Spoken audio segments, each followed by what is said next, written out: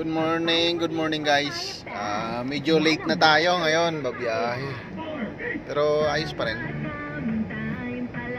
Sana i-bless ang lahat ngayong araw ng Sunday. Ito ngayon, ito yung ating pambiyahe. Hindi na siya. Kaso lang madumi, pasensya na. Madumi talaga yan kasi nga kahit ano lang ating may karga. Kaya hindi pwedeng mamili tayo na ng ating ikakarga. Talagang kahit ano basta naka-online. Kaya hindi tayo pwedeng tumanggi. Kung tumanggi naman tayo, i-cancel natin yung booking, magiging tayo. Magkakaproblema sa apps natin. Nakaraan linggo, tayo? Na suspended tayo ng 3 days. Kaya hindi tayo nakabiyahe. Kaya ngayon na-start na naman. Kahit ano lang, hindi ko na tinatanggihan kasi nga baka problema na naman sa apps. Sayang din kasi yung 3 days. Tatambay. Ito yung ating mayroon tayong postcard, mayroon toolbox. Nakabukas kasi kayo gawa ng kahapon na naplatan. Nakabukas pa yung ating yung toolbox. Kumpleto tayo lahat. Toolbox, postcard, jack.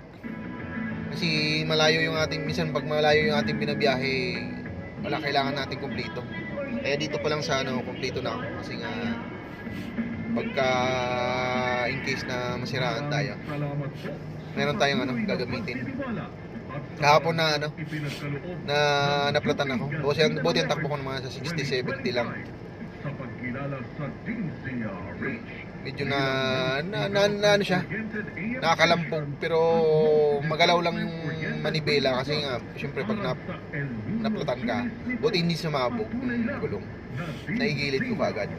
Bilis lang, 10 minutes lang siguro, natapos mo na yung pagpalit. Kaya mas maganda talaga yung may gamit tayo. Mga kapwa ko driver na bumabiyahe dito sa Metro Manila o kasaan man dito sa ating bansa, kailangan natin talaga mayroon tayong mga gamit. Kasi hindi pwedeng umasa tayo sa mga pagawaan or